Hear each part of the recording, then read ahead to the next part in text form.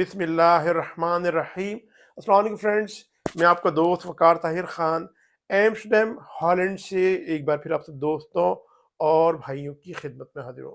Friends, जब भी आप किसी अच्छे मुल्क का वीज़ा अप्लाई करते हैं तो आप एम्बेसी या कॉन्सुलेट जनरल के अंदर आप कुछ डॉक्यूमेंट सबमिट करवाते हैं, जिनमें आपका बैंक स्टेटमेंट, आपकी सैलरी स्लिप्स, और अगर आप कारोबार कर रहे हैं तो आपके टैक्स रिटर्न्स, अपनी प्रॉपर्टी के डॉक्यूमेंट्स, और इसके अलावा आपके जो भी इससे हट के जो डॉक्यूमेंट्स होते हैं, ट्रेवल इंश्योरेंस और आपका टिकट, ये तमाम तो डॉक्यूमेंट्स एम्बेसी में जमा करवाते हैं। और इन डॉक्यूमेंट्स को जमा करवाते वक्त सबसे ऊपर जो डॉक्यूमेंट्स आता है वो आपका आता है पासपोर्ट। पासपोर्ट जमा करवाते हैं तो जब ये डॉक्यूमेंट एम्बेसी में जाते हैं कॉन्सुलेट में, तो सबसे पहले वीज़ा ऑफिसर इन डॉक्यूमेंट में से पासपोर्ट को उठाता है, पासपोर्ट को खोलता है और वो ये चेक करता है कि आपके पासपोर्ट की वैलिडिटी कितनी है। और ये वैलिडिटी देखता है कि हाँ भाई, पासपोर्ट की वैलिडिटी ठीक ठाक है, यानी कि 6 महीने से ज़्यादा है, तो फिर वो आपके पासपोर्ट के दूसरे पेजेस जो है ना खोल के चेक करना शुरू करता है। और वो ये चेक कर रहा होता है कि आपने हमारे मुल्क में, यानी फर्ज करें कि आप नीदरलैंड्स में ट्रेवल करने जा रहे हैं, जर्मनी के वीज़ा आपने अप्लाई किया है, तो वो ये देखता है कि जर्मनी जाने से पहले आप हमारे मुल्क की एम्बेसी में वीज़ा अप्लाई करने से पहले पहले आप और कौन से ममालिक ट्रेवल कर चुके हैं। अगर आपके पासपोर्ट में कुछ ममालिक की ट्रेवल हिस्ट्री होती है, आपने कुछ मुल्क में सफ़र किया होता है, तो उस पर एक अच्छा इंप्रेशन जाता है, कहता है हाँ भाई, हमारे मुल्क में तो जा रहा है, लेकिन हमारे मुल्क में जाने से पहले ये कुछ और भी कंट्रीज जा चुका है। लेकिन अगर आपका पासपोर्ट बिल्कुल ही खाली है तो उस पर एक नेगेटिव इंप्रेशन जा सकता है। अब ये मैंने आपको पासपोर्ट खोलने का पॉजिटिव और नेगेटिव इंप्रेशन की बात करी है। इस बात को अपने जहन में रखिए और आगे चल के इसी बात को मैं हाईलाइट करूंगा और एक अच्छे अंदाज में आपको एक्सप्लेन करने की कोशिश करूंगा। तो फ्रेंड, जब भी किसी, आजकल बहुत से लोग हैं, जब किसी का वीज़ा रिजेक्ट हो जाता है तो वो ट्रेवल हिस्ट्री बनाने के बारे में सोच रहा होता है कि वो मलेशिया, और जो फेमस कंट्री थे उनके लिए वो मलेशिया, सिंगापुर, थाईलैंड, फिर कंबोडिया और इसके अलावा वियतनाम वगैरह टाइप के जो कंट्रीज हैं वो विजिट करने जा रहे थे। कुछ लोग जो है कि वो उनका कुछ भी वीज़ा नहीं लगाए और वो वीज़ा लगे बगैर ही वो कहते हैं यार कि पहले मैं इन ममालिक की ट्रेवल हिस्ट्री बना लूँ, उसके बाद मैं शेंगन स्टेट का वीज़ा अप्लाई करूँगा तो वो डेफिनेटली लग जाएगा। तो फिर वो मलेशिया, थाईलैंड और सिंगापुर और कंबोडिया वगैरह का ट्रेवल करते थे ये लोग। तो फ्रेंड, अब इन ममालिक में आप ट्रेवल कर रहे हैं तो मतलब ये कोई जब भी ट्रेवल करते हैं वो लोग को सस्ता काम तो नहीं है, तो पैसे लगते हैं। फर्स्ट आप कराची से लाहौर जा रहे हैं या इस्लामाबाद जा रहे हैं तो आपको तो ट्रेन का टिकट लेना पड़ेगा या एयर टिकट लेना पड़ेगा, तो ये तो सस्ता काम नहीं है, तो पैसे खर्च होंगे।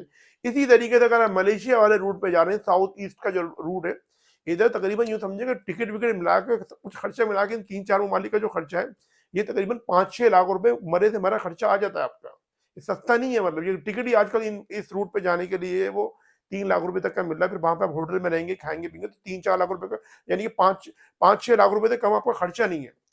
अब लोग जा रहे हैं इन ममालिक में, तो इससे अच्छा आपने जाना है तो मैं आपको भी आगे चल के बता दूं कि आपको किन ममालिक में ट्रेवल हिस्ट्री बनाना चाहिए, तो आप 1-1.5 लाख रुपए में बहुत अच्छे अंदाज में ट्रेवल हिस्ट्री बना देंगे। लेकिन मैं ट्रेवल हिस्ट्री बनाएं या ना बनाएं, हमारे पास जो क्लाइंट्स आते हैं तो वो 80-90% वही क्लाइंट्स होते हैं जो इनके ब्लैंक पासपोर्ट होते हैं, जिनके पासपोर्ट पर एक मुख्तसर ट्रेवल हिस्ट्री होती है। कोई उम्रा करने के लिए सऊदीया जा चुका होता है, कोई हज करने के लिए जा चुका होता है, या कोई यूएई जा चुका होता है, और कुछ लोग इस रूट पे जा चुके हैं जो मैंने भी आपको बताया, मलेशिया, थाईलैंड, सिंगापुर, कंबोडिया वगैरह का, वियतनाम का। अब सिलसिला फ्रेंड्स ये है कि ये ट्रेवल हिस्ट्री बनाने से पहले आपने सबसे पहले ये देखना है कि आपका अपना फाइनेंशियल स्टेटस क्या है।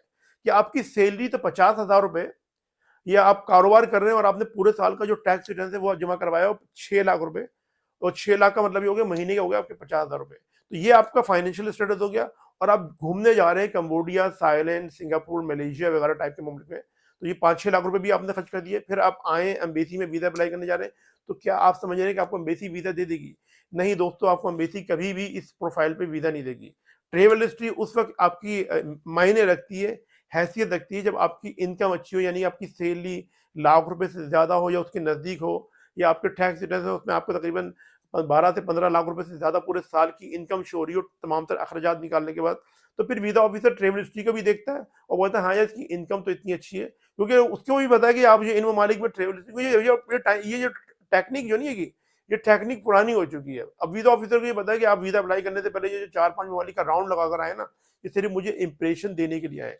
तो अगर आपने ट्रेवल हिस्ट्री बनानी है या नहीं बनानी, लेकिन आपके जो इनकम है, चाहे आपकी सैलरी हो, चाहे आप बिजनेस कर रहे हो, उसमें आपकी इनकम सफिशिएंट होना चाहिए।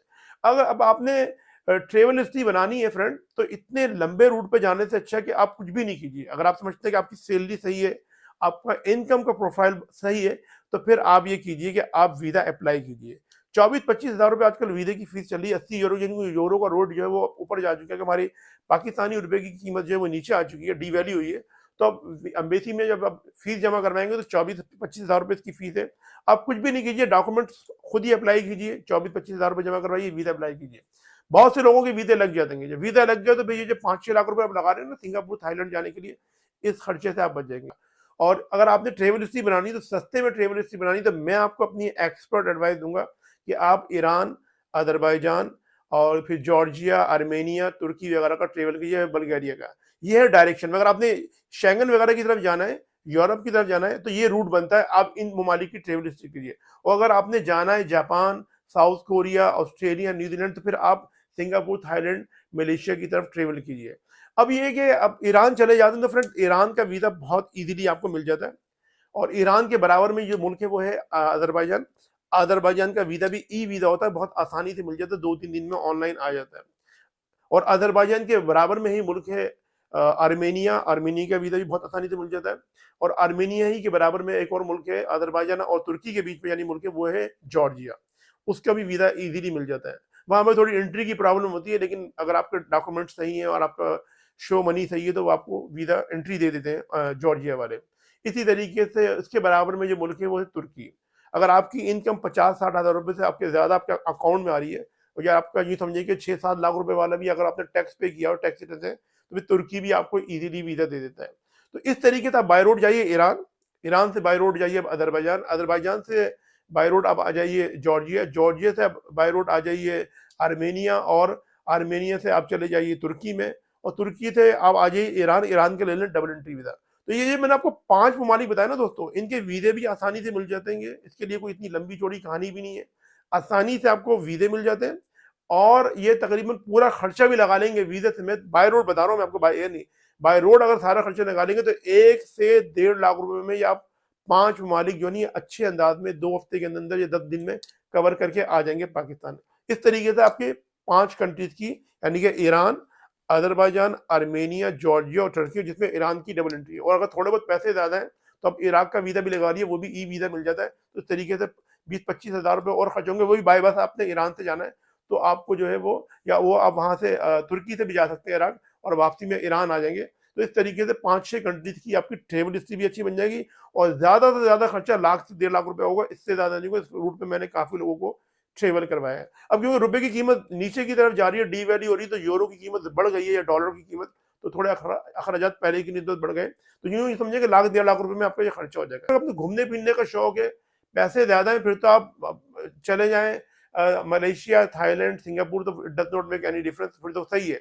लेकिन आप ट्रैवल हिस्ट्री के पर्पज़ के लिए जाना चाह रहे हैं तो ये मैंने अभी आपको जो 5-6 ममालिक बताए, इधर आप ट्रैवल हिस्ट्री, इधर की ट्रैवल हिस्ट्री बनाइए।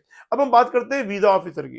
तो फ्रेंड्स हमारे पास जैसे कि मैंने आपको बताया कि हमारे पास मोस्टली क्लाइंट्स आते हैं, उन 80-90% लोगों की ब्लैंक पासपोर्ट होते हैं, और कुछ लोगों की जो ट्रैवल हिस्ट्री होती है वो यही होती है, सऊदीया की, ओमान की, बहरीन की, गल्फ की कंट्रीज़ की ट्रैवल हिस्ट्री होती है। तो हम वीज़ा प्रोसीड करते हैं, उनके वीज़े लगते हैं। लेकिन उनके वीज़ा ट्रैवल हिस्ट्री की बुनियाद पे नहीं लग रहे होते हैं। ट्रैवल हिस्ट्री भी काउंट होती है, लेकिन उनकी असल में इनकम चेक कर रहा होता है कि वीज़ा ऑफिसर देखता है कि हाँ भाई ये ईरान, सऊदीया तो गया है, लेकिन ये चेक करता है कि आपकी इस महीने की सैलरी कितनी है। वो कहता है हाँ भाई महीने की सैलरी 1 लाख रुपए, तो वही हिसाब लगा दो, चलो भाई 50,000 रुपए इसने खर्चा कर दिया, 50,000 रुपए फिर भी महीने के सेव कर रहे हैं। और अगर आप कारोबार कर रहे हैं तो फिर वो कारोबार में आपकी इनकम चेक कर रहा होता है कि टैक्स रिटर्न में आपकी इनकम कितनी शो हो रही है। ये नहीं कि लोगों की इनकम 50, सैलरी 50,000 रुपए, अकाउंटों में लोगों से मांग के आपने पैसे जो नहीं है 15 लाख रुपए जमा करवा दिए, और 2-4 ममालिक घूम के आप बोल रहे हैं कि भाई मैं वीज़ा अप्लाई करूँगा तो वीज़ा ऑफिसर दे देगा। तो वीज़ा ऑफिसर आपको इस तरीके से वीज़ा नहीं देगा। तो फ्रेंड्स ये आज की वीडियो। और मैंने जो हमारा जो दूसरा पुराना चैनल है, बड़ा चैनल, उस पे कुछ अरसे पहले मैंने वीडियो अपलोड की थी कि नीदरलैंड्स के वर्क परमिट के हवाले से।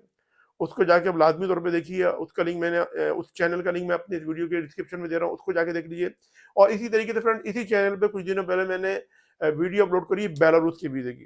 तो बेलारूस के वीज़ा आपने किस तरीके से अप्लाई करना है, उसका लिंक भी मैं ऊपर आई बटन में दिख रहा हूँ। तो आप इस वीडियो को के बाद जो है उसको भी जाके देख लें, ताकि उसके हवाले से भी आपको तमाम तरह इन्फॉर्मेशन मिल जाए। फ्रेंड ये है आज की वीडियो। आप सब अपना बहुत-बहुत ख्याल रखें। अपने पेरेंट्स और अपने बुजुर्गों का बहुत-बहुत ख्याल रखें, और अपने भाई के चैनल का भी। मैं मिलता हूँ आपसे अपनी नेक्स्ट वीडियो में। अस्सलाम वालेकुम। अल्लाह हाफ़िज़।